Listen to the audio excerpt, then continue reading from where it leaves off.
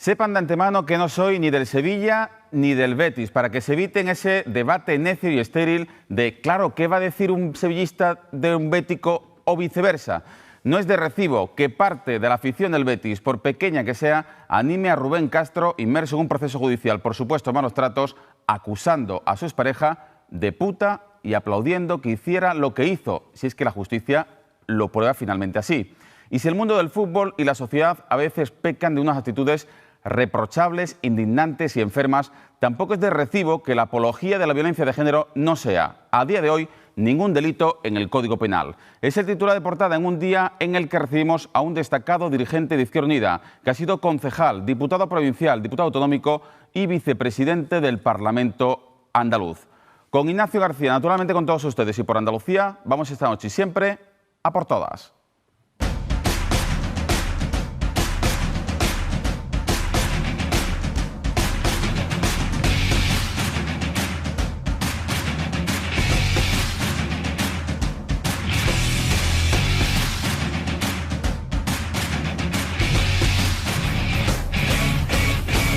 Buenas noches, andaluces. Lamentables cánticos el sábado en el campo del Betis en favor de Rubén Castro, a quien la Fiscalía pide 2 años de cárcel por supuestos malos tratos a su expareja.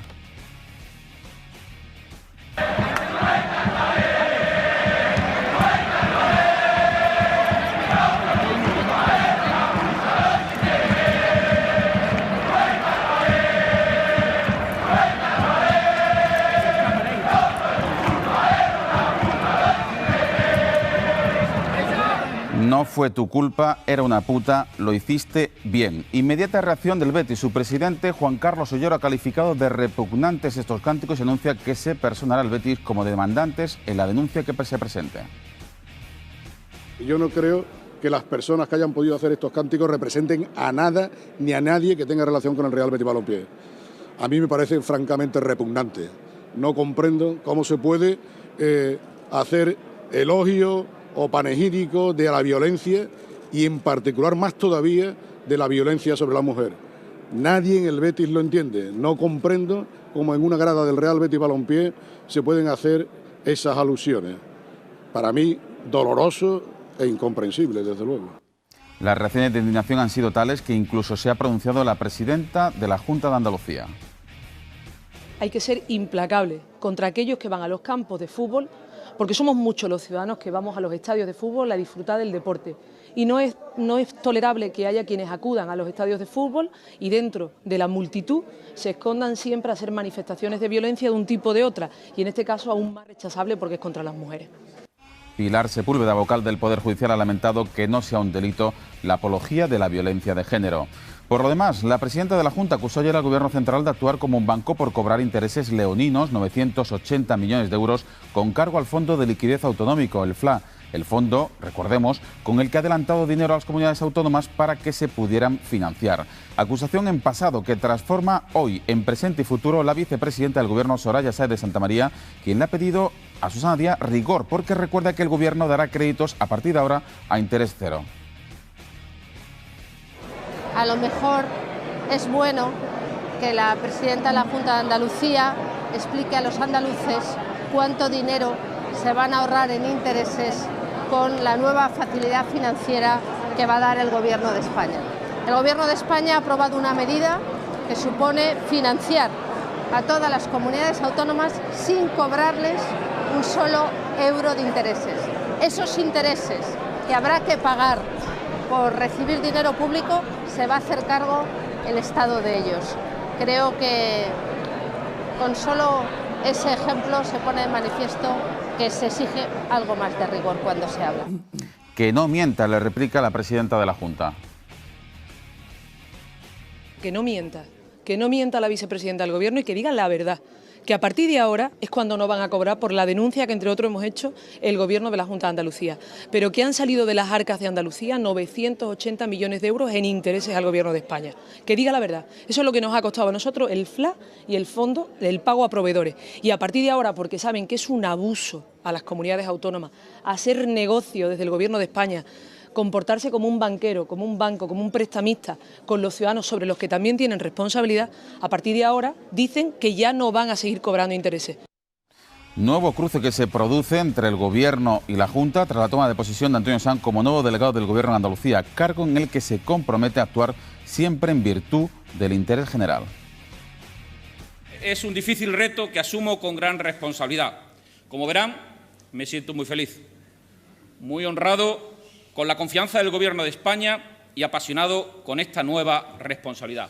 Espero estar a la altura de todo esto.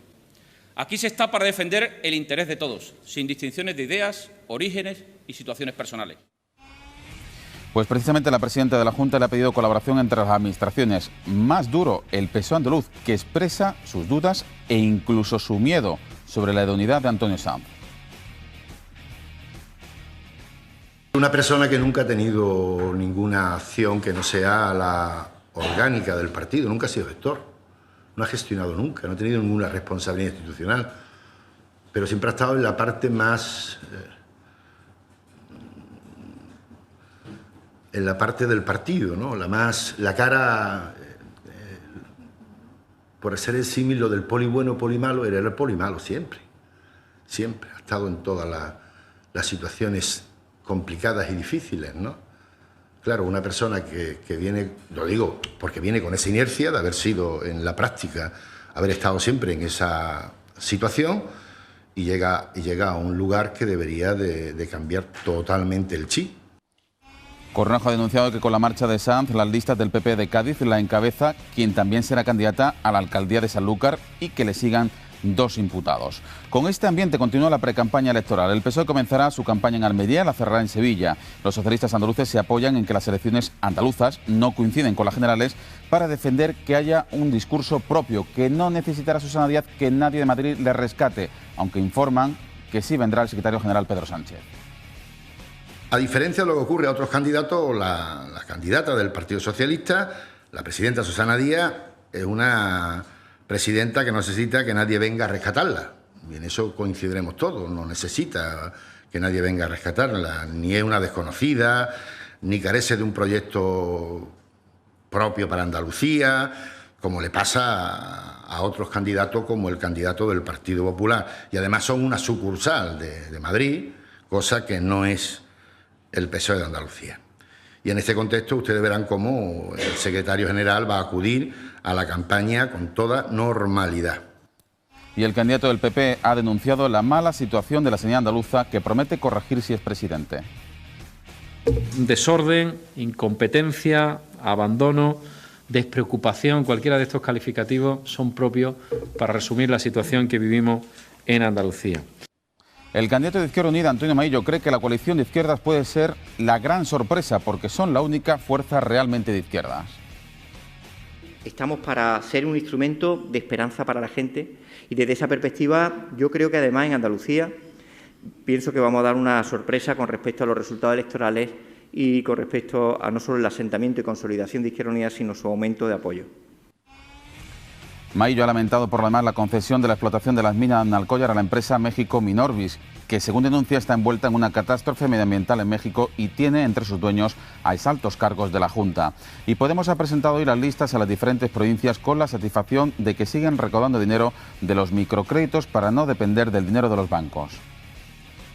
Sí, la gente está respondiendo bastante bien, sí. Estamos ya, como os decía antes, hemos sacado partidas, estamos sacando partidas de 100.000 euros semanales. De hecho, la primera semana, fue sorprendente porque los 100.000 euros los recaudamos en apenas 24 horas.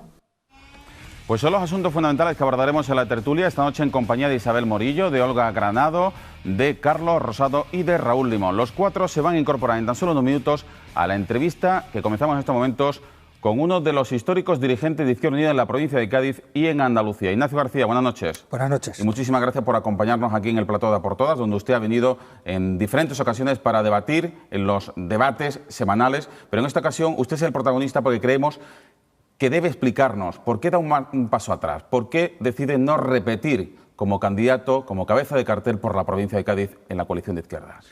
Pues fundamentalmente por una razón muy sencilla. Y valga la redundancia, que me parece que es lo más razonable, lo más lógico. Yo llevo 11 años como diputado, esta es la tercera legislatura, previamente toda una historia de concejal, de diputado provincial y bueno, pues uno cree, porque participa de esa filosofía, que la política no debe ser una profesión ni debe ser algo permanente. Por otro lado, bueno, pues hay ansias de renovación, hay gente joven y preparada, y me parece que es un buen momento, que está previsto para 2016, pero que por adelanto electoral se ha producido ahora. Por otro lado, los propios estatutos de Izquierda Unida contemplan como periodo de referencia para un cargo público 8 años. Yo he estado 11 porque admiten excepciones, pero no creo que haya motivo ni razón ni sea el momento para volverme a aplicar una excepción y estar más tiempo, ni yo tengo ganas de dar esa batalla, por supuesto. Enumera usted una serie de razones, una serie de argumentos que le han llevado a esa decisión personal, pero ¿en el fondo usted estaba cansado de estar en la primera línea política o le quedaban fuerzas? No, fuerzas e ilusión me quedan. Y bueno, no sé si estaré en primera línea, porque eso dependerá de muchas circunstancias, pero yo he dicho y lo pienso con sinceridad, no me voy de la política. La política, de alguna manera, es algo en la que todo ciudadano debe estar, en la que todo ciudadano debe participar, y en la que creo que participamos más de lo que creemos, porque muchas de las cosas que hacemos, sin llamarlas políticas, son política. Y ahí voy a estar yo, en Izquierda Unida, por supuesto. ¿Pero dónde le veremos? ¿Le veremos de nuevo en las aulas, en los institutos, como profesor de secundaria? Claro, lo más razonable es que me incorpore el curso que viene a mi puesto de profesor de matemáticas en el Instituto José Luis Tejada del Puerto de Santa María. Es donde tengo mi destino y esa es mi profesión y por tanto vuelvo a ella sin ningún problema. Esa es mi puerta giratoria, volver al instituto. ¿Qué le ha enseñado el Parlamento andaluz estos 11 años que no le enseñara la vida municipal? Bueno, es otro tipo de enfoque de la política, es otro tipo de temas los que se tratan, de carácter más global, más amplio.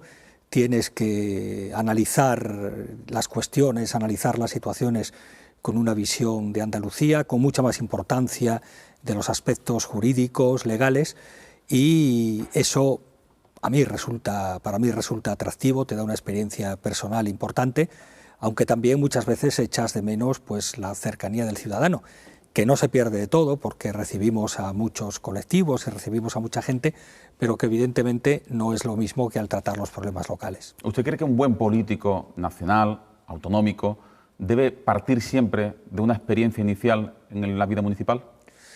Yo pienso que es bueno, porque es una magnífica escuela de aprendizaje, sobre todo en esto que estoy diciendo, de ver la política como tu condición de representante y como tu subordinación en toda tu actuación a lo que piensen y digan los ciudadanos. Pero tampoco me atrevería yo a decir que debiera ser así exclusivamente. Dependiendo de las circunstancias, podría darse casos de personas que por una u otra razón fueran al Parlamento directamente o fueran a puestos de gestión, en gobiernos, etcétera. No hay que ser maximalistas en esto. Es un magnífico camino, yo posiblemente es el mejor, pero tampoco voy a pretender que sea el único. Señor García, vamos a hablar de la precampaña, de las elecciones, de la ruptura del pacto, de todas estas cuestiones, de los asuntos de actualidad, pero permítame, porque conozco un poquito su trayectoria en el puerto de Santa María. Usted fue un férreo fiscal del gobierno de Independientes Portuenses, un gobierno municipal muy controvertido en la localidad del puerto de Santa María, en la provincia de Cádiz, una localidad importante con casi 100.000 habitantes. No sé cómo preguntárselo, ¿le satisface, le enorgullece que ese partido ya prácticamente haya desaparecido, que muchos de sus dirigentes sean historia y que sobre muchos de ellos pesen procesos judiciales por denuncias que partieron de usted?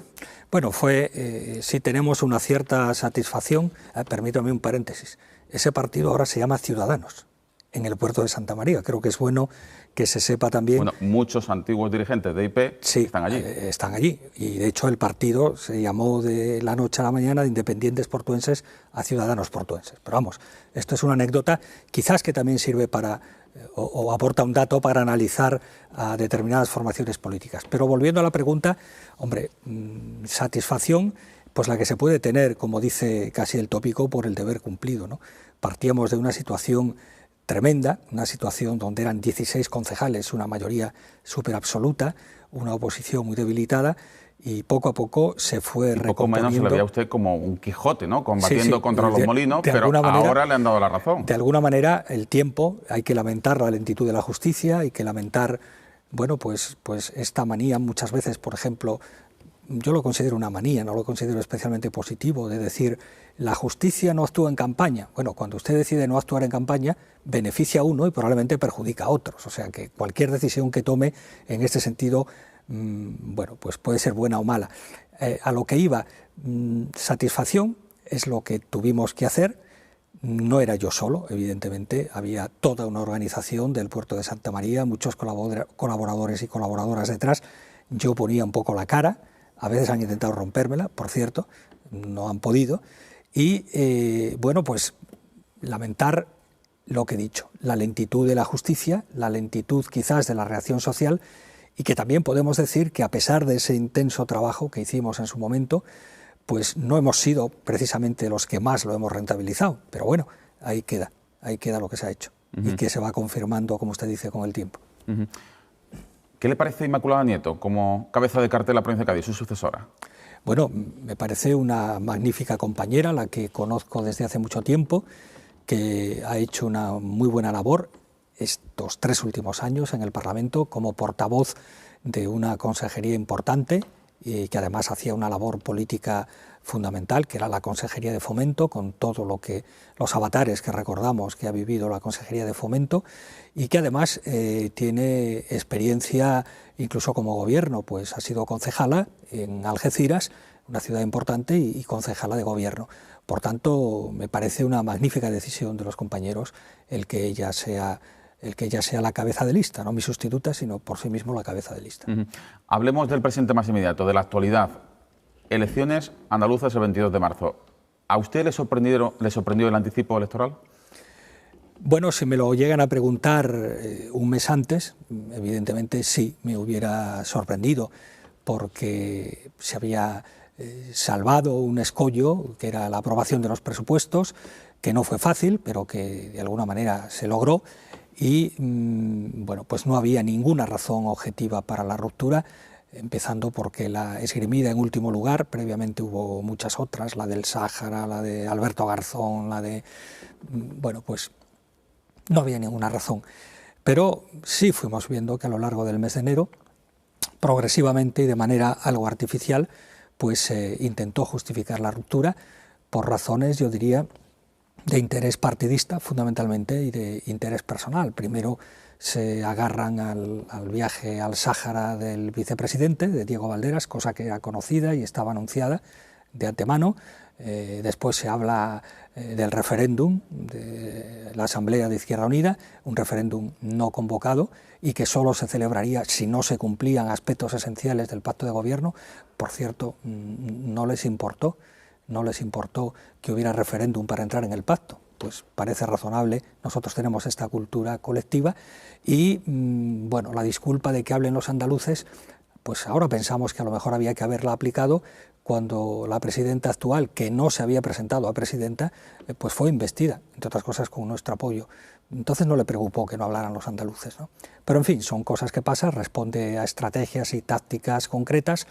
Yo no creo que le vaya a salir muy bien, lamentablemente para Andalucía, porque la razón final esgrimida, que es la de la estabilidad, bueno, todo apunta a que va a haber menos estabilidad, más fraccionamiento en el Parlamento y por tanto va a ser más difícil configurar un gobierno, entre otras cosas porque cualquier alianza, por ejemplo, eventual, hipotética, con Izquierda Unida, por fuerza va a pasar por un referéndum, por una participación de las bases, y no le quiero ni contar, creo que lo pueden intuir, cuál es el estado el estado de ánimo, el estado de pensamiento en este momento de las bases de Izquierda Unida respecto al PSOE. ¿Usted cree, con la perspectiva del tiempo pasado, que el pacto PSOE-Izquierda Unida, el cogobierno, fue un error? No, yo lo que pienso es que hubo que hacerlo, ya había que hacerlo, era una decisión que Izquierda Unida tuvo que tomar y de manera que de su decisión dependían muchas cosas, ¿no? Entonces, con la información que teníamos entonces, en las circunstancias que teníamos entonces, yo creo que fue una apuesta que estuvo muy razonada y muy bien tomada. Pero usted sabe que dentro de su formación, de la coalición de izquierdas, hay importantes dirigentes, entre ellos Julio Anguita, un ala más dura, que siempre se opuso a ese pacto. Sí, es cierto que no había unanimidad total, pero había una amplia mayoría por parte fundamentalmente de quien manda, que es la militancia, ¿no? A partir de ahí, Bueno, yo creo que, por ejemplo, me parece que no se debe olvidar que la situación del Partido Popular actual en Andalucía, que todos los analistas y todos los ciudadanos reconocen como de debilidad en este momento, pues es también consecuencia de aquella decisión de Izquierda Unida. Imaginemos por un momento que nuestra decisión hubiera sido diferente y estuviese gobernando Javier Arenas en Andalucía, pues probablemente hoy el Partido Popular sería distinto y no estaría hecho unos zorros como está, ¿no? Y acabo de ver lo de Antonio Sanz, ¿no? Aunque sea desviarme un poco, da una sensación de improvisación y desorganización, ¿no? Una persona que hace días ha sido elegida coordinador de campaña, candidato por Cádiz, cuando a la vez era elegida la delegada del Gobierno, Carmen Crespo, cabeza por Almería, sabiendo que no podía seguir, y de pronto, no sé, todo da una sensación de improvisación y tal, que no da mucha confianza para la gestión en esta gente, ¿no? Y luego dices tú, bueno, eso fue muy bonito, fue importante, pero al final pues hemos de reconocer que te queda un pozo de frustración. No por nada, sino fundamentalmente porque había cosas muy importantes, desde la banca pública hasta el Banco de Tierras, la Ley de Participación Ciudadana, temas relativos a la memoria histórica, temas de vivienda, etcétera, bueno, que estaban ahí, que en pocos meses, aprobados en algún caso incluso por el Consejo de Gobierno, iban a salir para adelante y hubiera sido magnífico balance del Gobierno. También porque hemos visto una vez más en la historia que esa experiencia que pensábamos que podía ser extrapolable a todo el Estado y a otras comunidades autónomas de una unión de las fuerzas a la izquierda del PP, del centro y la izquierda, pues se ve que no ha funcionado. Y lamentablemente no ha sido por nuestra culpa. La coalición de izquierdas ha pasado en las encuestas de un 11% en las últimas elecciones. Evidentemente es muy difícil comparar resultados de las urnas con las encuestas, pero de un 11% en las últimas elecciones a un 9, casi un 9% en las últimas encuestas que hemos conocido del CADEA. Tan solo una pérdida de 2 puntos, pero sí son muchos más puntos si nos tenemos como referencia las expectativas electorales que hace un año os fijaban precisamente que incluso podíais tener entre un 15 y un 16 o incluso un 20%.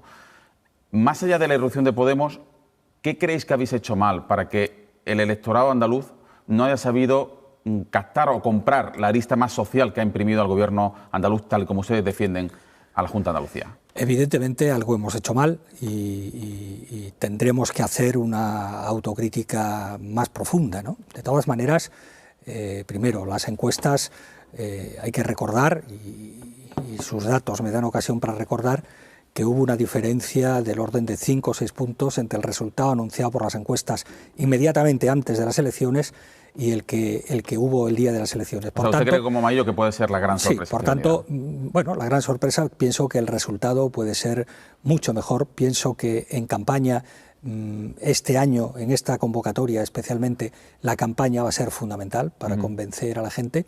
Y luego creo que hay una importante inestabilidad electoral. Creo que muchos de los fenómenos que están apareciendo por ahí son resultado de, permítaseme la expresión y con todo el respeto a todo el mundo, de reflexiones con las tripas, ¿no? O sea, hay mucho de cabreo, hay mucho de malestar justificado, de cabreo justificado, de enfado, pero que, bueno, la gente al final, yo pienso que no va a votar a la ambigüedad.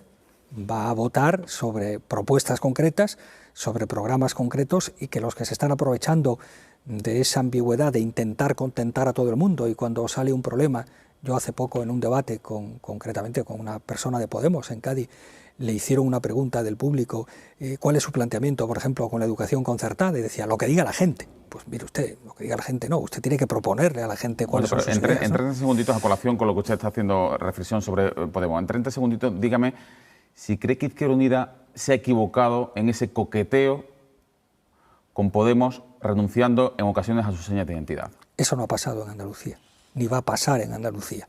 Lo que sí estamos... ¿Pero se ha podido dar esa imagen fuera de Andalucía?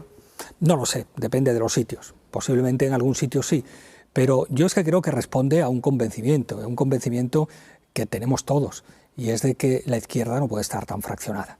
Una de las grandes bazas del Partido Popular es que recoge en todo su ámbito, desde la extrema derecha hasta el centro derecha. Bueno, yo no digo tanto, pero la izquierda evidentemente no puede estar tan fraccionada, y esa idea que es inherente a la propia configuración y fundación de Izquierda Unida, que es la convergencia, bueno, pues nos lleva a decir, no será ahora, posiblemente, pero a la larga, si queremos que haya un partido de izquierdas, tendrá que producirse. Pues con Ignacio García seguimos en tan solo unos minutos de publicidad y ya con los 4 analistas que nos acompañan esta noche.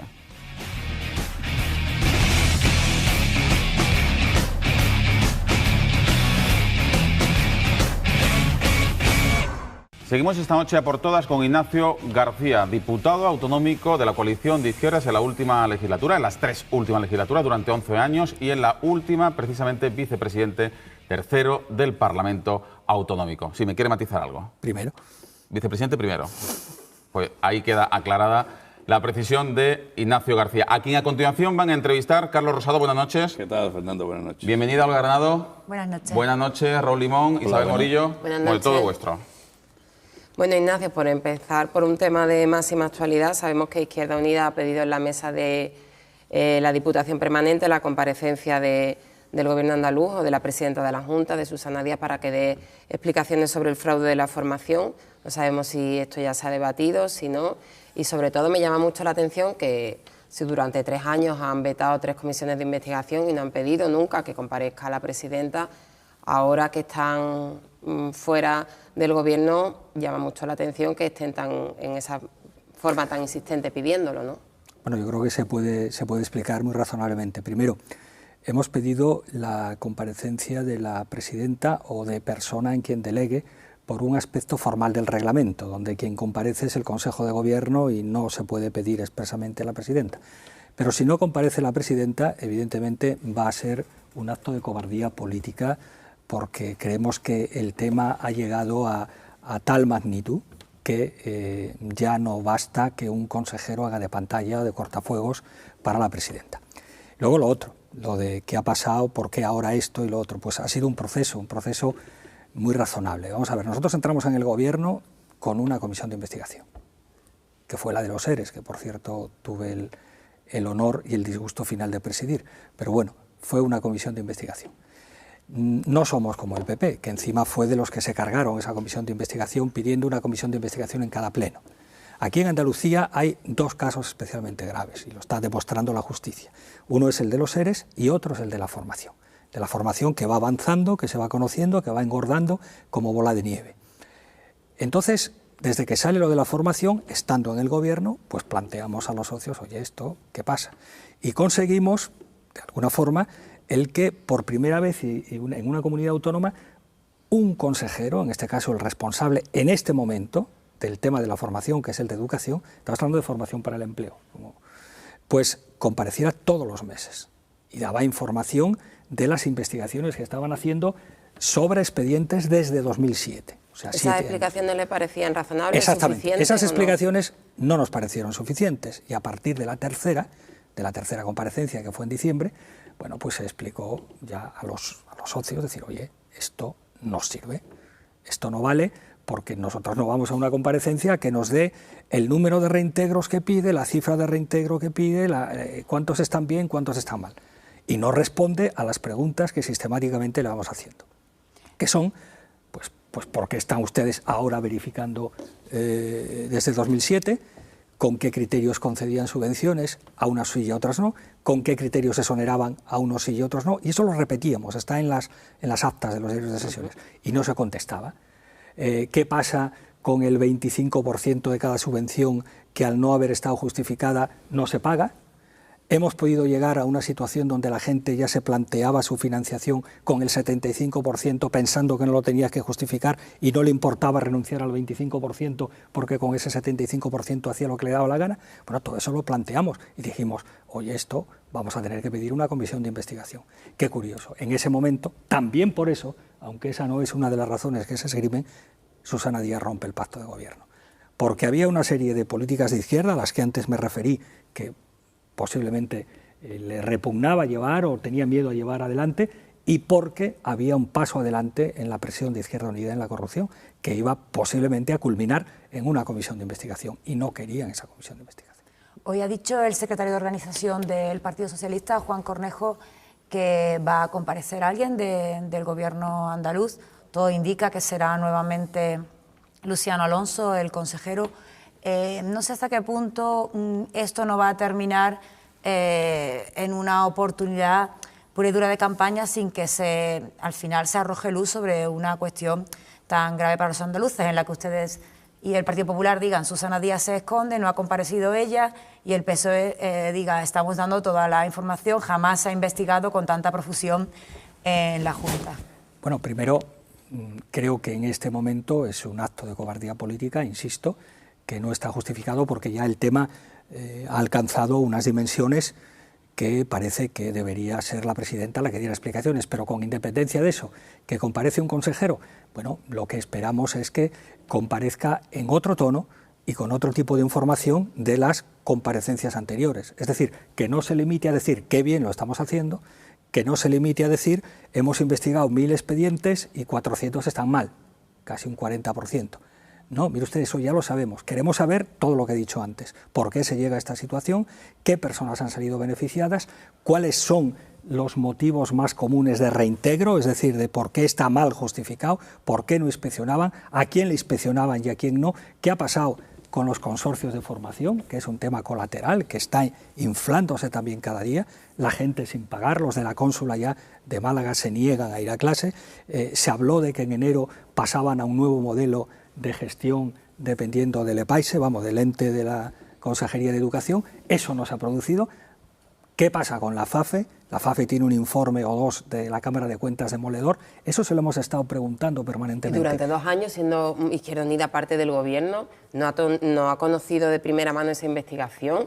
No, es que la investigación ha aparecido ahora, o sea, la investigación aparece a partir de los informes de la Cámara de Cuentas. Incluso nosotros pedimos un informe especial que estará haciendo la Cámara de Cuentas sobre la FAFE. O sea, nosotros pedimos que se investigase. Y bueno, lo que está saliendo es demoledor, concretamente en un tema como puede ser lo de Delphi, por poner un caso de Cádiz. Bueno, es que ahí se han gastado 93 millones o más en formación, 93 millones de euros, y ahora resulta que ayer se conoce la noticia de que del orden de 400 y pico trabajadores de Cádiz van a tener acceso a un proceso de homologación como técnicos aeronáuticos, como soldadores aeronáuticos. Ninguno de Delphi, habiendo hecho cursos sobre esa materia. ¿Cómo se explica que habiéndose gastado ese dinero, eso se va sabiendo con el tiempo, ninguno tenga ni siquiera la oportunidad? Ya no es que le den la homologación, que probablemente se la deberían haber dado, es la oportunidad de hacer la homologación. Ahora dicen, no, es que las empresas que les dieron el curso no estaban homologadas. ¿Pero qué me está usted contando? ¿Y se han gastado 93 millones? Es un poco... Permítame una observación sobre eso, ¿no? Yo, sin quitarle importancia, por supuesto, un tema que es de enorme importancia. La verdad es que en el proceso en el que estamos es una pretensión vana aspirar a un debate sereno sobre esta cuestión, porque entra ya la bulla electoral y todo estará en esa clave, y por lo tanto la profusión de mensajes dificulta un análisis ponderado como requeriría ese asunto, ¿no? Aparte de las consideraciones. Por tanto, yo voy a la realidad en la que estamos. Están ustedes, está toda Andalucía ya de lleno, ¿no? Hombre, ningún observador objetivo y ningún ciudadano razonable puede negar los servicios que ha prestado la democracia española al Partido Comunista primero y luego ustedes de Izquierda Unida. Tampoco, a pesar de lo abrupto del final, tampoco podrá negarse que ustedes tomaron la decisión de apoyar un gobierno de progreso en un momento especialmente difícil.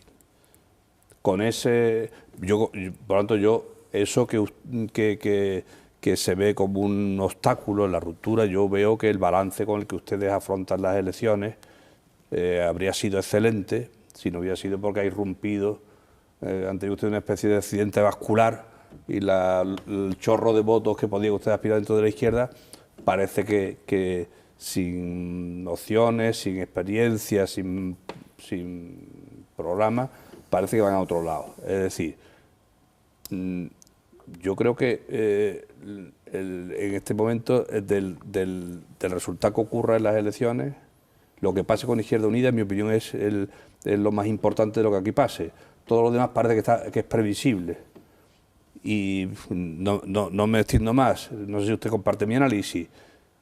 Me da la impresión de que puede ser igualmente decisivo su papel en la próxima legislatura. Por lo tanto, los puentes que se han roto, si se quiere volver a la misma conclusión, habrán de rehacerse. ¿O creen ustedes que esos puentes son irrecuperables?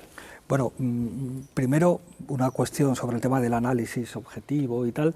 Yo creo que siempre hay que hacer análisis objetivos, tampoco las campañas deben servir para paralizar. Yo no estoy de acuerdo en que paralicen la justicia, porque lo decía antes, paraliza la justicia, beneficia a uno o beneficia a otro, ¿no? Es decir, pero hay una cosa clara, no se va a librar de una comisión de investigación. Todo apunta a que al no tener mayoría absoluta el resultado va a ser tal que va a tener comisión de investigación el Parlamento de Andalucía sobre, en este caso, el otro gran tema. Uno fue los ERES, el otro gran tema es el de formación. Con respecto a qué va a pasar, pues mire usted, yo en esta campaña en particular, lo decía hace un momento, veo tal efervescencia o tal volatilidad que puede haber tremendos cambios de aquí a las elecciones. Por tanto, quien esté diciendo que va a captar un gran caudal de votos procedentes de Izquierda Unida, podríamos aplicarle aquello de está vendiendo la piel antes de matar el oso. Vamos a ver lo que pasa y yo creo que la gente al final no va a votar la ambigüedad en la medida en que se piensa que se va a votar, no va a votar simplemente con el cabreo y que esta campaña va a ser fundamental para plantear realmente alternativas. Nosotros planteamos sin escondernos nuestras alternativas desde la izquierda y por tanto, pues vamos a ver lo que pasa. ¿Que hay que tender puentes? Bueno, nosotros en su momento haremos lo que entendamos que es mejor para Andalucía, para la sociedad, pero cuando hablo en plural y en ese plural incluyo a toda la militancia de Izquierda Unida. O sea, no vamos a cambiar nuestros procedimientos.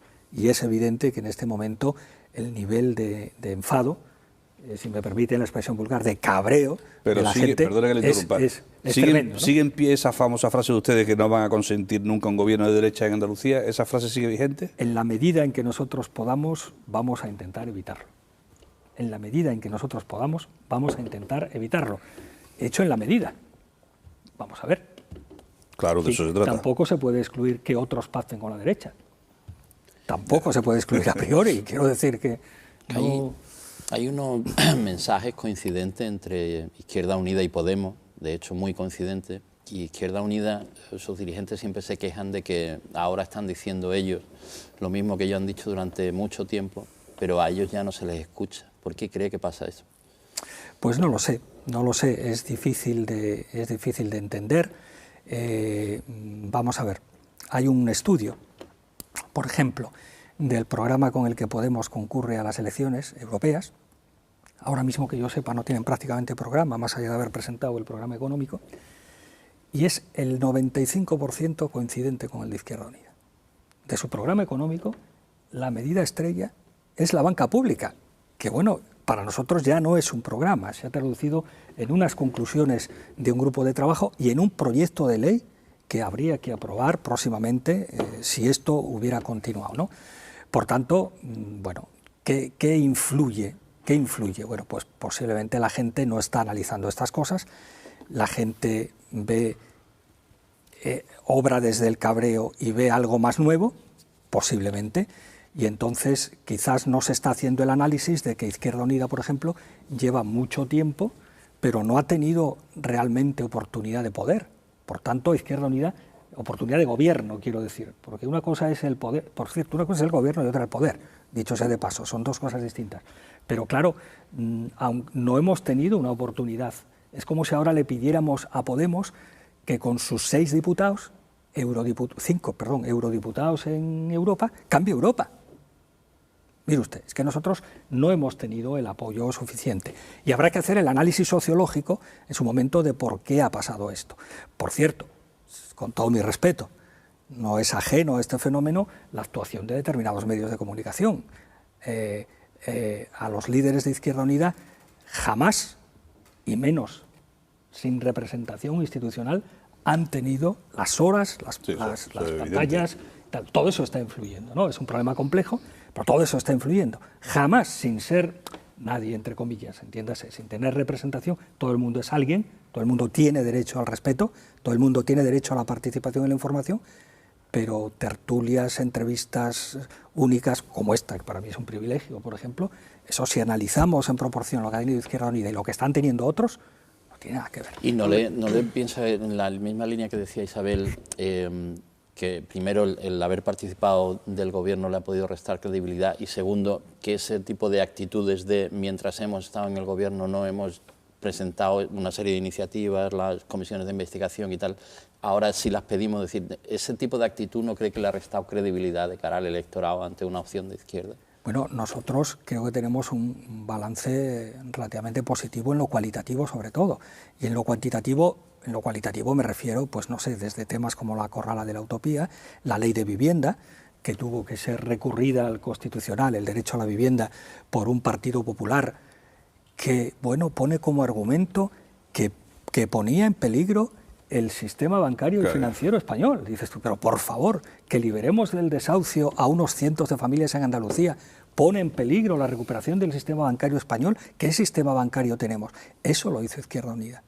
Temas como, bueno, lo que se está planteando de banca pública, temas como la memoria histórica, temas como la participación, temas como la transparencia, una transparencia que en cuanto nos hemos ido ha vuelto para atrás y ha dado pasos para atrás tremendamente. Es en definitiva una cultura diferente. Yo creo que si eso la gente, y confiamos en que sí, y para eso están las campañas, la gente lo analiza, podrá ver y valorar el trabajo de Izquierda Unida. En cuanto a la corrupción, es que me repito, la corrupción y las comisiones de investigación no se puede frivolizar con ellas. Tú no puedes pedir, como hace el Partido Popular, una comisión de investigación en cada pleno, porque eso es degradar el concepto de comisión de investigación. Aquí hay dos grandes temas amplios. Uno es los ERES, con todo lo que genera de transferencias de financiación, de intrusos, de financiación, todo eso. Y otro es la formación. Y en las dos ha actuado Izquierda Unida, al principio y al final de la legislatura. Más yo creo que no se puede pedir. Usted que fue el autor del dictamen final de los ERE, que creo que fue quien mejor estudió aquella comisión de investigación y tiene en la cabeza una idea que creo que puede ser bastante real de lo que fue o de lo que ha sido ese presunto fraude. Cuando en días pasados oyó de la imputación de Chávez y Griñán, ¿qué opinó brevemente? ¿Cree usted que los expresidentes tienen responsabilidad penal en el fraude o que no? Vamos a ver, yo no he opinado nunca, ni como presidente de la comisión de investigación, ni como autor, no del dictamen, sino de la propuesta de dictamen, que fue mutilada vilmente, valga la expresión, fue mutilada vilmente. Nunca he opinado ni quiero opinar sobre temas penales, pero sí sobre temas políticos. Y en ese dictamen se decía con claridad que había una responsabilidad política del Consejo de Gobierno, en su conjunto, en la medida en que, por un lado, no vigilaban a los que estaban, valga la expresión, debajo, a los que tenían que supervisar, pero lo que un Consejo de Gobierno no tiene sentido es que no se enteren del que hace a tu lado. El Consejo de Gobierno es responsable de todas sus decisiones, responsable solidario. Hombre, que no se justifique en un consejero con otro que estaba al lado, yo no sé lo que hacía este. Entonces ahí había una responsabilidad política y con independencia de a dónde nos lleve el hecho penal, lo que está ocurriendo da la razón a ese dictamen. Y sirve para algo porque siempre queda como una sensación de descorazonamiento después de estas comisiones de investigación, ¿no? Realmente, ¿qué podemos esperar de una hora de formación, como dice usted, que tiene visos de prosperar en la siguiente legislatura? Porque da la sensación de que no sirven para nada estas comisiones de investigación. Bueno, vamos a ver. Primero, la comisión de investigación, la de los ERES, que era la primera en 17 años, gracias a Izquierda Unida del Parlamento de Andalucía, la transcripción de sus trabajos en letra relativamente pequeña, tipo 11 o 10, son 1.500 páginas. O sea que eso es un dato de que sí se ha trabajado y ahí hay mucha información para estudiosos, para gente interesada, para el público en general. Es más, nos consta que ese tomo ha tenido su protagonismo en el juzgado porque es una forma de sistematizar mucha información. Por tanto, ¿qué ocurrió? Pues lo que ocurrió fue una extraña, aunque cada vez menos extraña, confluencia de intereses entre Partido Popular y Partido Socialista.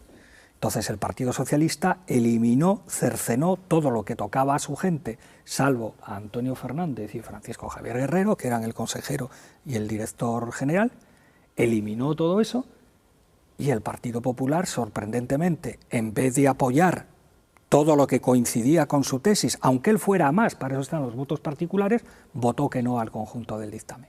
Eso es anormal en una comisión de investigación. Recientemente estuve hablando sobre una comisión de investigación parecida con compañeros de las Cortes de Aragón, y el resultado fue, bueno, hay un dictamen, de alguna manera pactado por todos, es decir, hay un núcleo común, y luego cada uno presenta su voto particular, y ahí funcionan las aritméticas parlamentarias. Aquí es que no fue posible. Por tanto, no hagamos, digamos, categoría de una cosa que fue excepcional, que fue lo que ocurrió con la comisión de investigación de los seres. En cualquier caso, ¿sirven? Pues sí, porque va a ser una oportunidad de que la gente se exprese, de que la gente hable y de reunir muchísima información. Y confiemos en que cuando eso ocurra, que no se produzcan estas anomalías del tipo de eliminar el núcleo común que supone un dictamen completado con votos particulares. Eso no tiene por qué ocurrir y confiemos en que no ocurra. Pero habla usted siempre de esto que no deja de ser una estrategia parlamentaria, en la que ustedes tienen mucha experiencia porque han estado siempre en la oposición, pero sin embargo lo encuentro tímido o remiso a hablar de su gestión de gobierno. Como no, si... cuando quiera, pregunte lo que quiera. Digo, en que poner el foco, yo creo que en las elecciones, en la campaña electoral, ustedes tienen es la única oportunidad que tienen de, frente a otros que no tienen experiencia, eso que usted decía de que la gente quiere cosas concretas. Su paso por el gobierno, yo lo analizo en términos positivos en cuanto a su balance importante, a su bagaje de acción política. A mí no es que no me interese lo de la política parlamentaria, pero no deja de ser en este momento ruido, con todo mi respeto, ¿no?, para el Parlamento, ¿no? Pero es verdad que ustedes pueden comparecer en el Parlamento, digo, en las elecciones, diciendo que han hecho en la parte de responsabilidad del gobierno, la de sus áreas y también la de solidaria. Eso que usted decía, que todo es responsable de todo el Consejo de Gobierno de la política general que se hace. Luego, por tanto, ustedes tienen una parte del músculo del que sacar, en fin, rentabilidad. Evidentemente. Hablamos de eso y hablamos, por tanto, pues por ejemplo, a pesar de todo lo que se diga, la gestión en Andalucía en relación con lo público ha sido muy diferente al de otras comunidades autónomas. Es decir, aquí se ha mantenido en lo público hospitales, no se ha vendido ningún hospital, como ha ocurrido en Madrid, como ha ocurrido en Valencia, no se han privatizado centros de salud y se ha mantenido un sistema en lo público, yo diría, de manera bastante razonable. Aquí, salvo excepciones muy puntuales y muy concretas, se ha progresado la proporción de educación pública sobre educación privada concertada. Eso es parte del bagaje de Izquierda Unida. Está toda la política de vivienda, está la lucha contra los desahucios, está toda la parte de movilidad sostenible, en lo que hemos intentado de cambiar esa filosofía de tanta gran obra que solo beneficiaba a las grandes constructoras y ponernos en temas de sostenibilidad como el ferrocarril, incluso la bicicleta, que es un elemento, aparte de sostenible, de modernidad de las ciudades. Basta ir a las ciudades europeas con mucho peor clima que el andaluz, todo lo que hemos hecho. Está lo de la banca pública, está lo de la memoria histórica, está la cooperación internacional. Es decir, podemos presentar un bagaje bastante amplio. Está, no se me quiere olvidar, la apuesta por el pequeño y mediano comercio, por ejemplo, no en contra, sino... Han llevado ustedes el turismo. El turismo, que bueno, y han sido los dos mejores años. Curiosamente o no, pero lo cual demuestra que Izquierda Unida es capaz de gestionar tan bien o mejor como cualquiera, porque estando pero que conste que le he tenido que sacar a usted esta temática, porque si no pues me alegro mucho y se lo agradezco. Se ocupa usted nada más que de las comisiones de investigación. Respondo o intento responder a lo que me preguntan, pero me alegro mucho de que me hayan preguntado por eso. Y tenemos también para presentar a la próxima campaña electoral, a esta campaña electoral, tenemos también lo que ha quedado en el tintero prácticamente terminado por hacer, que es la banca pública, el banco de tierras, la renta básica, que gracias a Izquierda Unida se crea un grupo de trabajo para la renta básica, los suministros vitales básicos de luz y agua, etcétera, etcétera. Es decir, el banco de tierras, hay un montón de cuestiones que constituyen el núcleo de nuestro programa electoral y que, por tanto, permiten, yo diría, acudir a la campaña, como usted dice muy bien, y se lo agradezco, con un bagaje importante y, digamos, con munición suficiente. Bueno, pues solo 30 segunditos para finalizar. ¿Por qué razones cree usted que el electorado andaluz debe confiar en Izquierda Unida? Bueno, yo creo que en Izquierda Unida en este momento se unen un par de cosas. Uno, brevemente, señor. El tener un proyecto político y social de transformación de esta sociedad, pero el tener también la conciencia y el conocimiento de ser capaces de gestionar, porque no nos vale el mero recurso a la utopía y a esperar a que se den las condiciones para la utopía mientras hay gente desahuciada, mientras hay gente en la cuneta, mientras hay gente que no tiene para encender la calefacción. Izquierda Unida es la única fuerza que, sin ocultar su proyecto social de izquierda, es capaz de resolver esos problemas cotidianos de la gente. Ignacio García, muchas gracias, buenas noches. Buenas noches. Y mucha suerte. Gracias a todos. Venga, publicidad y volvemos con el análisis de la jornada.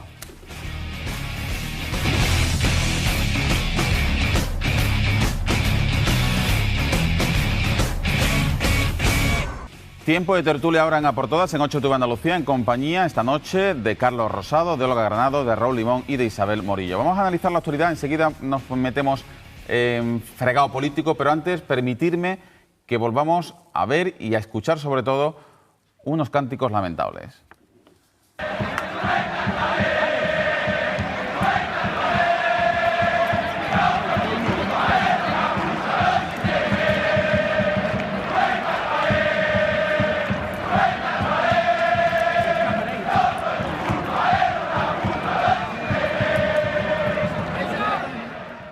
No fue tu culpa, era una puta, lo hiciste bien. Cánticos en el campo del Betis, que denunciaremos de la misma manera si se produjesen en cualquier otro estadio. Y así lo haremos en las próximas semanas si se producen.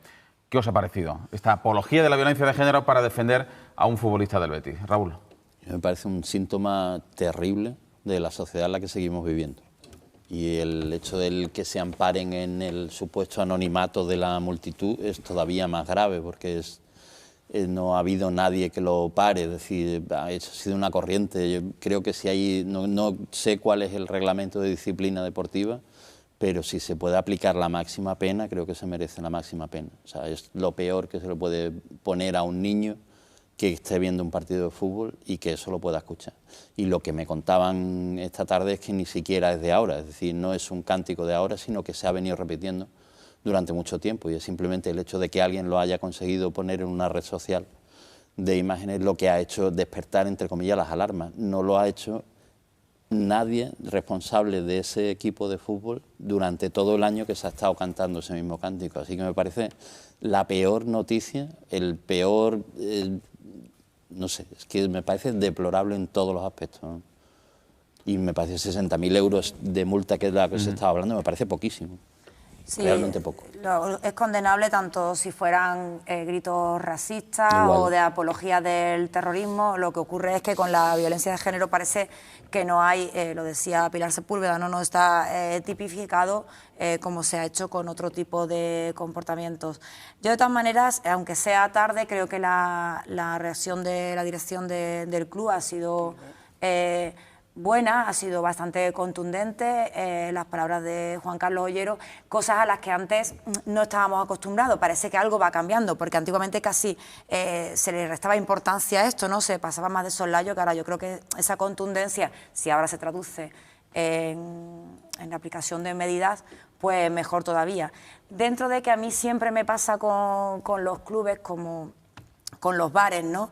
Estos son comportamientos de personas adultas, y cargar toda la responsabilidad de que controla un energúmeno, un club o un bar, un comportamiento incívico de sus clientes, pues me entra a mí siempre la duda de si es justo o no lo es, porque recordemos que son adultos, que respondan por sí mismos los autores de estos cánticos, dentro de las dificultades que hay, por supuesto, me imagino, para identificarlos ahora, quiénes son y...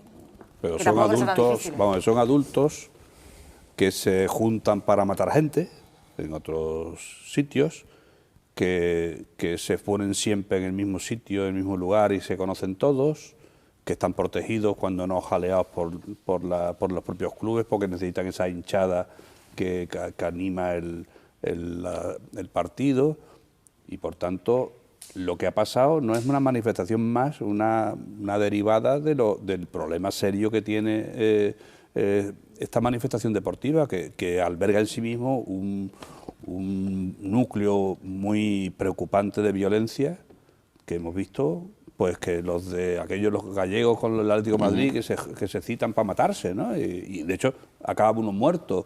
O tú dices que no es responsable del club, naturalmente que es responsable. Resulta que cuando lo del Atlético de Madrid, lo que hicieron fue desahuciarles de un localito que tenían con sus banderas. Las banderas son terroríficas. Yo soy poco de fútbol, vamos, pero alguna foto he visto con los símbolos nazis. Hay unas grandes concomitancias entre las ideologías ultras, nazis, con todos los símbolos de Hitler, etcétera, y la violencia en los partidos. Yo creo que efectivamente, yo creo que sobre esto no se puede contemporizar, ni siquiera minimizar, ¿no? Esas son palabras de unos cuantos adultos, ¿no? Joder, esto es un caldo ahí que se cuece y que luego provoca conductas individuales. Sí, pero es parte de la podredumbre de la sociedad, te quiero decir, no toda la responsabilidad se puede cargar sobre el club. Eso es lo que yo Vale, pero yo cerraría el club.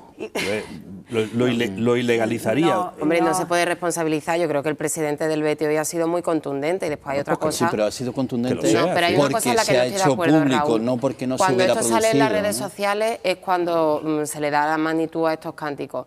Me parece injusto que se diga que la afición del Betis, que va al estadio, que además es una afición que sabemos cómo es, ante un cántico de esta naturaleza ha permanecido en silencio durante muchas semanas. Cuando tiran una botella cierran un campo. Hay gente que ha ido al campo y que esto no lo había oído y estaba allí in situ, mientras que estos energúmenos estaban cantando esto. Gente que iba con niños, vamos, casos muy cercanos, y no sabían que esta barbaridad se había cantado y estaban allí. Y yo creo que si estos cánticos se hubieran oído o hubieran sido, los hubieran pitado, porque de hecho la afición del Betis, cuando se cantan muchas cosas que están fuera de lugar, se pitan. Yo no creo...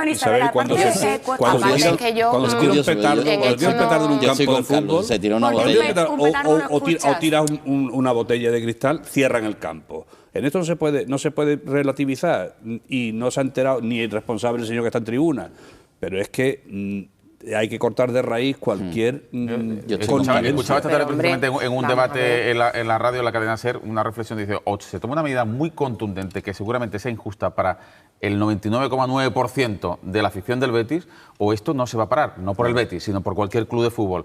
Que el árbitro, en cuanto escuche esos cánticos, pare el partido y todo el mundo al vestuario. Vale. De ese tipo de actuaciones, porque si no, esto no hay manera de erradicarlo. Totalmente de a acuerdo. mí me parece Cuanto que más contundente, sí, mejor. O sea, que la respuesta tiene que ser contundente. A mí cualquier medida contundente, vamos, y de hecho espero que se sancione y que se controle, que solamente por saberse dónde están situados se ficha a los que han hecho estos cánticos y se queden sin entrar en el estadio mucho tiempo. Pero no se puede criminalizar a un club entero ni a una afición entera por unos cánticos de 4, sinceramente, cuando además el presidente no mira para otro lado, sino que ha salido a denunciarlo. Se nota que soy bética. No, pero yo creo que debemos rehuir ese debate de si soy bético o soy sevillista o lo que sea, evidentemente. Porque, por ejemplo, en los campos, que se persiga también, en el campo del Atlético de Madrid, como dicen los sevillistas, que en el minuto 16, que es el dorsal de Puerta, se dice puerta, puerta, puerta se marea o algo así, ¿no? O, por ejemplo, en el campo del Sevilla, con el que era el vicepresidente del Betis, que creo que se llama Belver o algo así,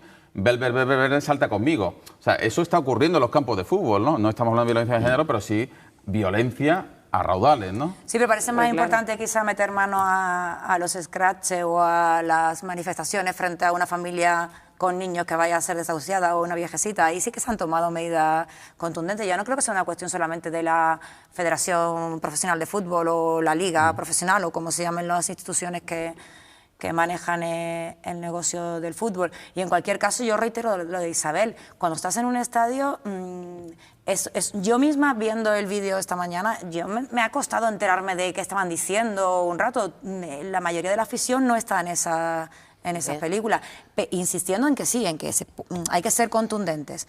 Pero no está allí toda la masa. El propio presidente, y hay que creer su palabra, dice que no lo había escuchado in situ. Pero ¿A ti te ha costado escucharlo? De verdad. ¿Tú has visto ese vídeo? Yo he necesitado ver el entrecomillado, o sea, la transcripción.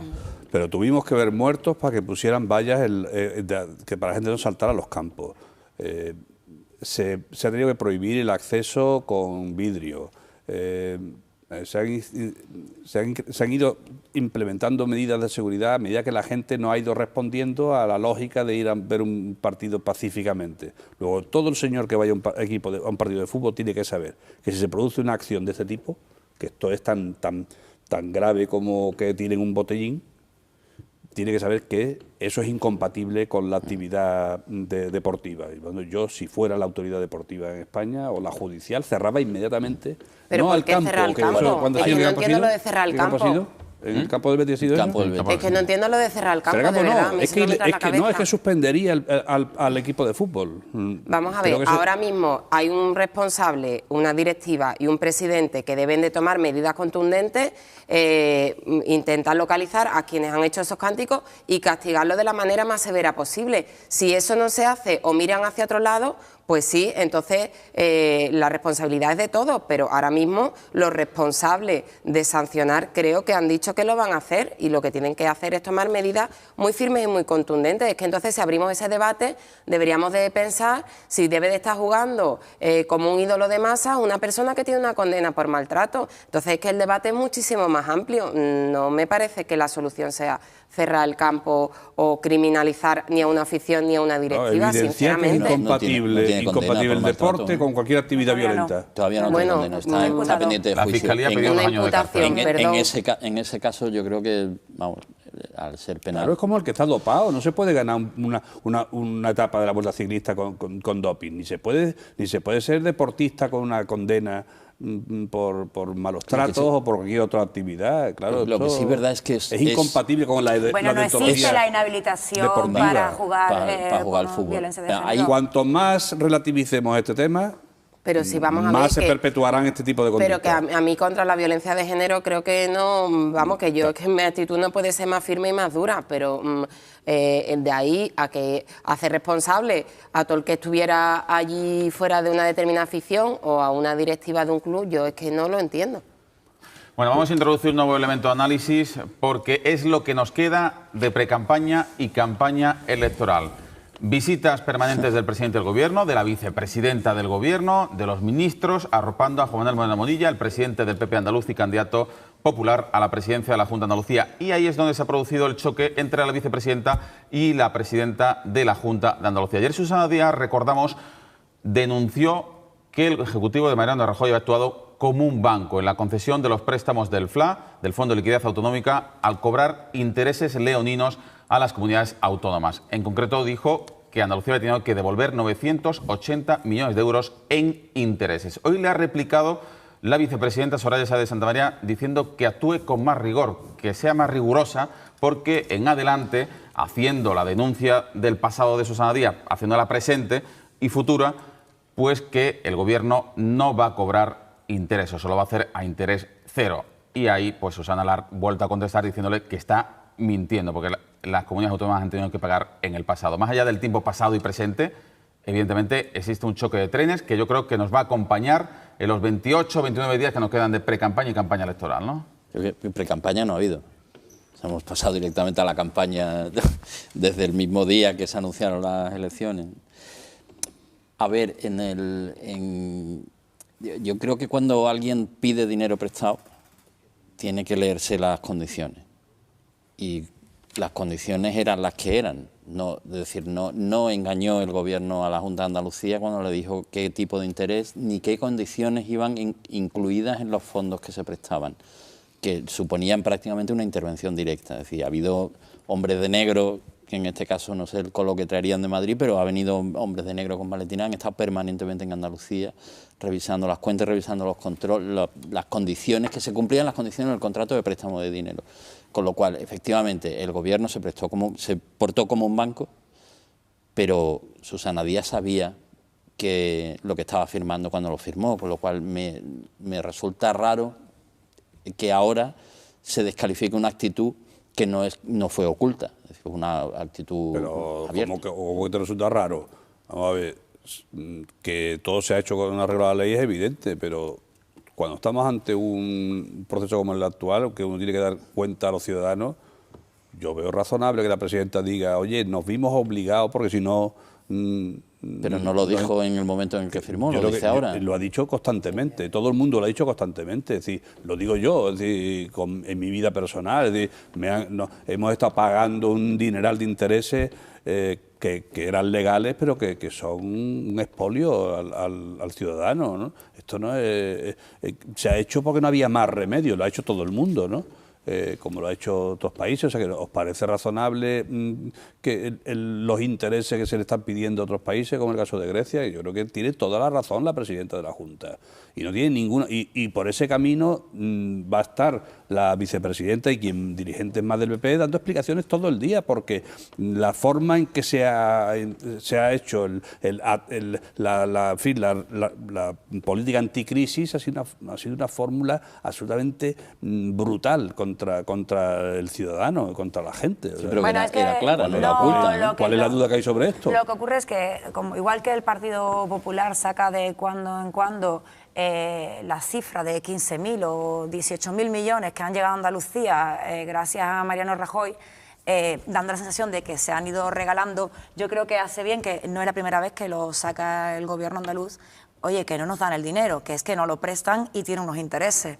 Entonces, claro, ha sacado la cifra en el momento oportuno, la cifra concreta, redonda, estamos en campaña o en pre-campaña, toma ya la cifra, ¿no? Y ahí, claro, la respuesta que le quedaba a la vicepresidenta, pues la única, pues no podía negar eso. De hecho, no ha mentido. Ella no ha mentido, aunque lo diga Susana Díaz, simplemente ha dicho, bueno, pero a partir de mañana no vamos a cobrar intereses, lo va a asumir el gobierno, ¿no? Pero también le ha dicho que sea rigurosa cuando la denuncia de la presidenta de la Junta era en pasado, ¿no? Bueno, pero no ha dicho que sea rigurosa, porque esperaba que dijera también. Y por cierto, nos alegramos mucho de que el gobierno ahora nos vaya a quitar los intereses. Lo que estamos asistiendo no es más que un ejemplo de por dónde va a ir la campaña. Es decir, que va a ser Susana Díaz contra el gobierno. Sí, sí. Y el gobierno contra Susana Díaz. Y quien viene el domingo es Rajoy. Y además me resulta curioso porque hace algunos días pensábamos que la presencia de Rajoy en Andalucía restaba votos al PP, ¿no? Porque, digamos que arrastraba todo ese desgaste del gobierno central y lo iba a traer hacia aquí. Ahora parece que no, porque está cada fin de semana viniendo aquí.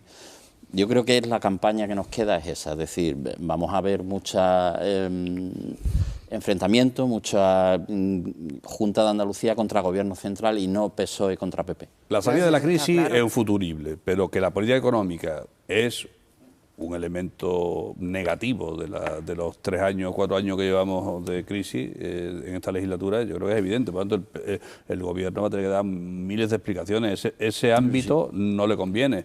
Que venga Rajoy aquí mucho, eso responde a la lógica de la política, que ellos tratan de movilizar todo su electorado, es razonable. No creo que Rajoy sea un problema para ellos, ni tampoco un plus. Pero es evidente que ellos tienen que movilizar todo lo que puedan, ¿no? Y quien mejor lo puede hacer que el presidente de su partido, sobre todo cuando no confían mucho en sus líderes de aquí, ¿no? Yo creo que pretenden movilizar medios de comunicación nacionales. Las leyes de hierro de las campañas electorales, ¿no? Además, lo que nos queda, ¿no? Porque mañana empieza el debate del Estado de la Nación y lo que ya sabemos es que Rajoy, con mucho secretismo, lo que está preparando ahora es un paquete de medidas sociales con signos más social. Claro, les queda pocos meses para las elecciones y ahora pues va a recuperar medidas que den un poco de oxígeno a la gente que durante los 3 últimos años lo han pasado peor y están más machacadas. Y ahora tendremos que ver cómo el PP contrapone las medidas que oferte Rajoy con lo que ha hecho o no ha hecho el gobierno de PSOE Izquierda Unida, porque ahora todos piensan en los ciudadanos y, en fin, que esto forma parte del juego político y electoral. Y respecto al FLA, pues es evidente que había unas condiciones que la Junta intentaba colocar deuda y comprar y obtener liquidez en el mercado. Los bancos tenían el grifo absolutamente cerrado y le hubieran puesto los intereses que le hubieran puesto, no tenía otra opción que acudir a ese dinero. Y sí es verdad que el gobierno durante un tiempo ha asfixiado a las comunidades autónomas y les ha cobrado el dinero a un precio que parecía que se lo estaba vendiendo al enemigo, en vez de a alguien que tenía que mejorar el déficit para que luego su déficit cuadrara, ¿no? No entraba mucho en la cabeza. Y ha sido súper estricto en pedir el cumplimiento de la exigencia del déficit a las comunidades autónomas, que no han cumplido ellos a nivel nacional en las cuentas del Estado, ¿no? Bueno, nos quedan unos pocos minutillos y me gustaría saber vuestra opinión sobre el nombramiento, la toma de posesión hoy de Antonio Sanz como nuevo delegado del Gobierno en Andalucía, la reacción del Partido Socialista, diciendo que tiene dudas sobre la idoneidad de Antonio Sanz por su perfil más político, incluso miedo ha llegado a decir el secretario de organización del PSOE andaluz, y luego también si veis cierta improvisación en este nombramiento, porque no hace mucho era nombrado coordinador de campaña, candidato número 1 por Cádiz y ahora delegado del Gobierno de Andalucía, abandonando esas dos tareas que le fueron encomendadas semanas atrás. Más que improvisación no creo, porque se sabía que Antonio Sanz iba a ser delegado del Gobierno cuando lo ratificaron como responsable de campaña y cabeza de lista por Cádiz, ¿no? De hecho, era un puesto que tenía ahí prometido desde hacía tiempo. Lo que ocurre es que parece casi una tomadura de pelo, ¿no? Porque y es cierto también que estaban pendientes de la visita hace 2 semanas de Rajoy para que le diera el ok a esta maniobra. Y que en cualquier caso también se dice, bueno, y consta, ¿no?, que tiene mucho que ver la mano de Javier Arenas, que también jugó con estoy, no estoy en las listas y finalmente estaba. Yo no creo que haya realmente improvisación, sino un descoloque y casi tomadura de pelo. Y mira, en otro apunte que te hago y termino, de incluir a alcaldes, aunque sean puestos muy atrás, pero incluso candidatos a alcaldes como la Ana Mestre, que ahora asume el número 1 por Cádiz, que va a ser candidata por San Lucas, y ahora cuando sea alcaldesa, sí, bueno, no aspira a ser alcaldesa, supongo, porque si no puede ser diputada. Entonces es una situación Pero tú misma estás diciendo entonces que en la elaboración de las listas hay un poquito de improvisación, en el sentido de que no han tenido... ¿O crees que esa es la estrategia? Creo que es queriendo, por supuesto. Esa, ¿no? Vamos a ser nosotros lo único que nos demos cuenta de que hay estas incongruencias. ¿O tú no sabías que Antonio Sanz iba a ser delegado? Pero a mí no me entra en la cabeza que pongan a liderar la lista por Cádiz a alguien que saben que, como la actual delegada va liderando la lista por Almería, lo van a tener que sacar a un mes para... No sé, no me cuadra. No sé por qué le dan ese puesto de salida si saben que lo van a tener que quitar. No sé por qué lo nombran jefe de campaña si saben que lo van a tener que quitar. Yo creo que sí hay un poco de falta de previsión y de planificación con luces más largas. Yo creo que van actuando sobre el momento, que es una dirección ahora mismo, la del PP andaluz, nueva, novata, eso es un hecho, y que le falta esa picardía, esa maldad picardía de no dar ahora pues esta sensación de improvisación. Mucha guerra interna, más de que anticipar improvisación. También la jugada de ajedrez, evidentemente. Mucha guerra interna. 15 segunditos cada uno, Carlos. No, Antonio Sanz ha pasado toda su carrera política, que es larga, sin ostentar ni un solo cargo ejecutivo de gobierno. Por lo tanto, yo comprendo que tuviera la aspiración de ser el delegado de gobierno, que es lo que se le ofrecía. Pero claro, que se le ofrezca un minuto después de nombrarlo jefe de campaña, pues no deja de ser, yo comprendo que despierte, en fin, suspicacias, ¿no? Raúl. Yo creo que ha jugado a la rana, no sé si recordáis el videojuego este de la rana que iba saltando de tronco en tronco hasta llegar al otro lado, ¿no? Pues él lo que ha hecho es saltar el primer tronco que le han ofrecido, que era la dirección de campaña, entonces ha estado esperando que Rajoy, que tiene ese tempo tan extraño para tomar decisiones, que le prometiera el segundo para saltar al siguiente tronco. Yo creo que es eso lo que ha pasado y eso es lo que ha dejado detrás una estela, desde luego, de falta de seriedad en el partido, pero yo creo que ha sido él y su ambición. Venga, vamos con la última opinión del día, los lunes, desde Cádiz, Fernando Santiago.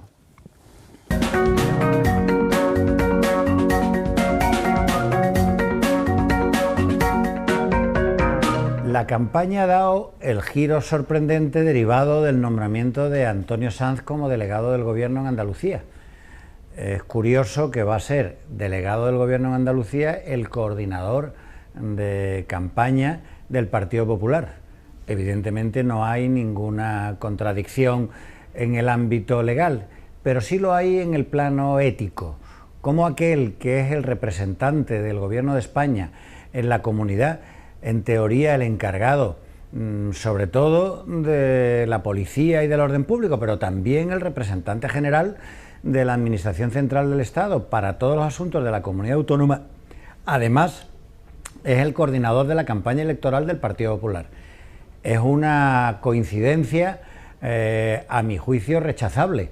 Es decir, que creo que Antonio Sanz, aparte de que ha tenido que dimitir como cabecera de lista del Partido Popular por la provincia de Cádiz, tenía que haber dimitido también como coordinador de la campaña del PP de Andalucía, porque a la postre no va a poder resistir la tentación de utilizar las herramientas de la Administración del Estado en el beneficio particular del Partido Popular de Andalucía. Me parece normal y entra dentro de la lógica que venga la vicepresidenta del Gobierno, el presidente del Gobierno, los ministros a apoyar a Juan Manuel Moreno y a los candidatos del Partido Popular. Yo eso creo que entra dentro de la lógica. Lo que no me parece oportuno es que se utilicen toda la estructura de la Administración Central del Estado para el servicio del Partido Popular. Y mucho me temo que pudiera ocurrir, ya que coinciden en la misma persona quien gestiona la campaña y quien gestiona la representación de la Administración del Estado, habida cuenta de las actuaciones últimas de algunos ministros y de la vicepresidenta. Así que habrá que estar muy atentos a que no se produzca un uso partidista de las instituciones, como el mismo Partido Popular está acusando, en algunos casos con razón, al Partido Socialista que hace con la Junta de Andalucía. Pues para que el Partido Popular se cargue de razón, debería empezar por garantizar la neutralidad del Gobierno de España en todo lo concerniente a las elecciones andaluzas.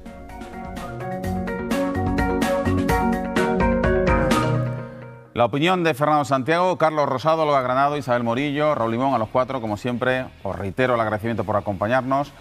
Buenas noches. Mañana volveremos con Martín de la Herrán, el candidato de UPD a la presidencia de la Junta de Andalucía. Nos van a acompañar en la tertulia José Luis Losa, Ana Pérez Luna, Francisco Morón y Fernando Vicente. La columna la firmará Mercedes de Pablos y, como siempre decimos, iremos a por todas.